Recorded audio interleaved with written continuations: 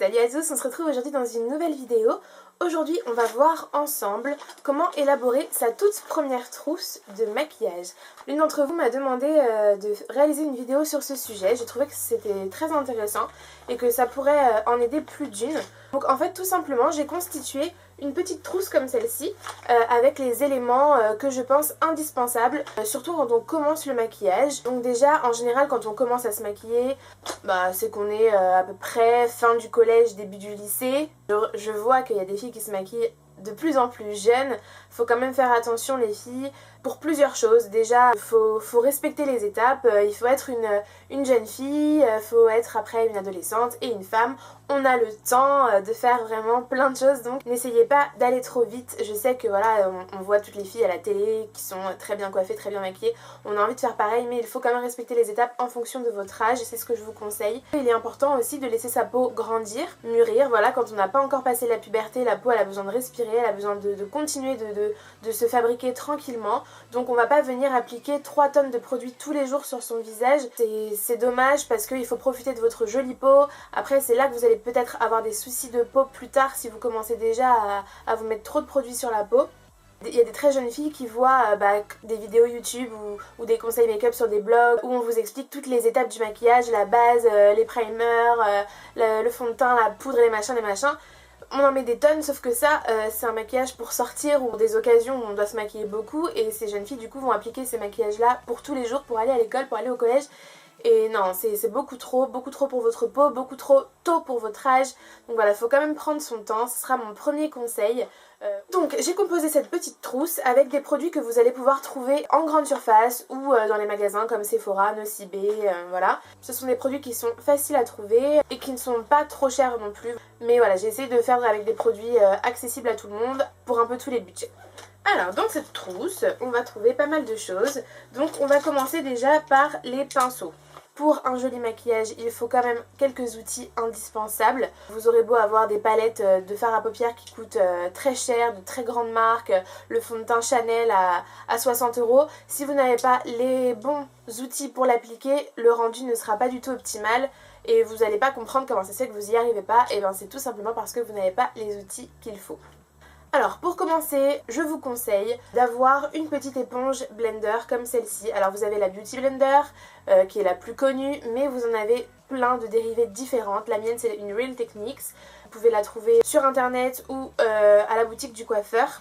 Pour celles qui ont des boutiques comme ça à côté de chez elles. C'est une éponge qui coûte 9,50 € et elle tient bien la route, franchement, elle se lave assez facilement. Celle-ci en fait l'avantage c'est qu'avec vous allez pouvoir faire plein de choses, vous allez pouvoir appliquer votre fond de teint, vos correcteurs. C'est assez pratique plutôt que d'utiliser vos doigts ou le pinceau qui peut avoir parfois un rendu pas très naturel, qui peut être un petit peu plus compliqué à utiliser. Au moins avec cette petite éponge, c'est pratique et vous pouvez utiliser plusieurs produits à la fois, donc ça vous fait économiser un pinceau.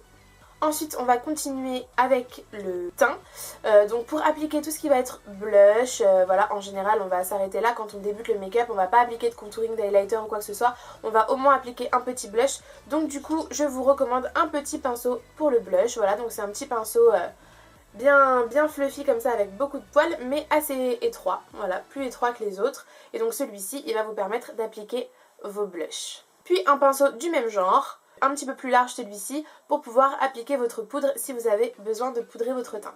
Voilà, donc bien sûr les pinceaux, vous en avez de toutes les marques, de toutes les gammes différentes, mais vous n'êtes pas obligé d'avoir des pinceaux MAC ou des pinceaux Sigma ou des pinceaux voilà, professionnels qui vont coûter les yeux de la tête. Nous effectivement c'est les pinceaux qu'on a en tant que professionnels parce que c'est les pinceaux qu'on va utiliser au quotidien, donc on a besoin de pinceaux qui tiennent la route parce qu'ils vont servir tous les jours du matin au soir. Voilà, on va les nettoyer très régulièrement, donc il faut que les poils accrochent bien, il faut que ce soit vraiment de la bonne qualité. C'est pour ça qu'on met cher dans nos pinceaux, mais pour vous n'êtes pas obligé d'acheter des pinceaux très chers. Je vous recommande quand même d'acheter des pinceaux dans des boutiques de maquillage, pas d'acheter ça n'importe où non plus, parce qu'il faut quand même que le poil soit de bonne qualité, il faut quand même que ça n'agresse pas votre peau, il faut quand même que ce soit assez hygiénique de manière à pouvoir le nettoyer facilement. Alors ensuite, moi je vous recommande pour les yeux d'avoir au moins 2 pinceaux plats, voilà, un peu plus large et un petit peu plus petit.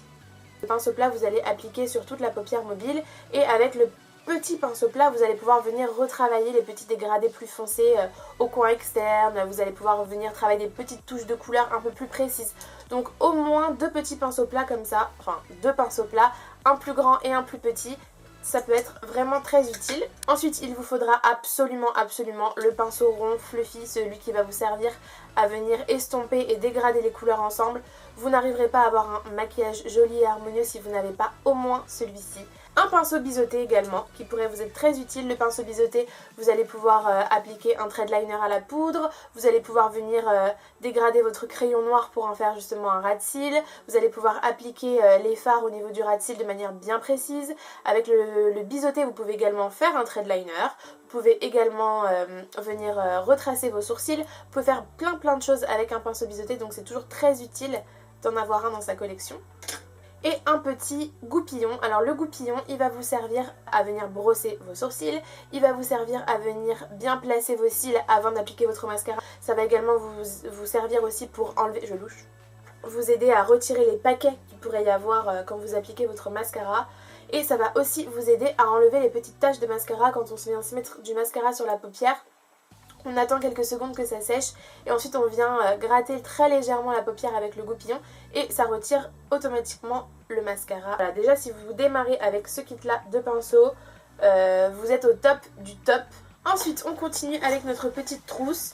Alors dans la trousse j'ai mis une crème hydratante. Il est très important de venir hydrater sa peau avant d'appliquer du maquillage. Même quand on est jeune, le tout c'est d'utiliser une crème adaptée à votre type de peau. Je vous ferai une vidéo de toute façon pour vous expliquer tout ça. Alors ensuite pour le teint, donc il va y avoir plusieurs choses. Tout dépend déjà de vos goûts, mais vous allez avoir les bébés crèmes ou les fonds de teint. Alors moi je vous recommande quand même quand vous commencez le maquillage d'utiliser plutôt un fond de teint liquide plutôt qu'un fond de teint compact ou un fond de teint poudre. Il faut laisser votre peau quand même respirer, vous débutez dans le maquillage donc il faut quelque chose quand même qui soit naturel. Quand on n'a pas encore l'habitude de bien estomper les produits, on va pas s'atteler à prendre des choses trop complexes qui vont risquer d'être mal appliquées et de pas du tout rendre joli sur la peau. Donc on va garder des choses vraiment faciles à appliquer et très simples au niveau texture. Donc moi je vous propose de commencer par les bébés crèmes.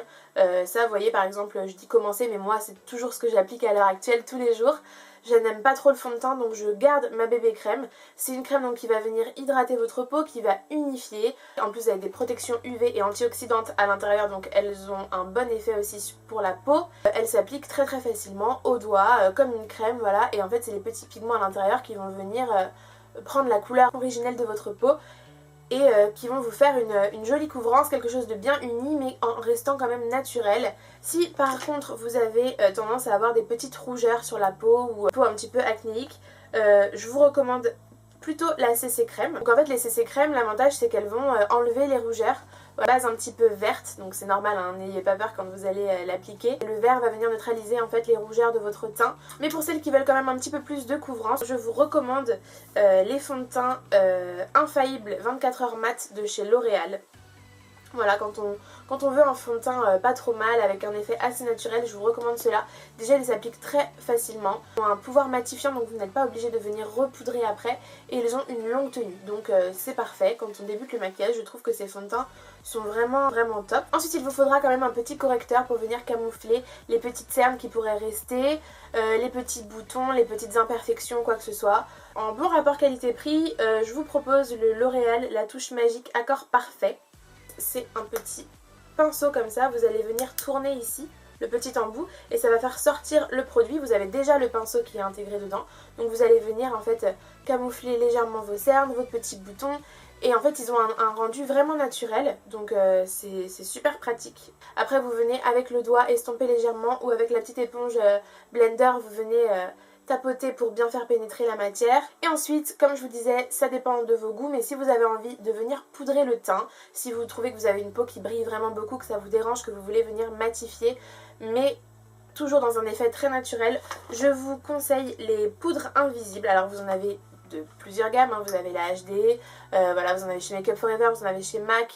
Ce sont des très bons produits bien sûr, mais qui coûtent quand même très cher.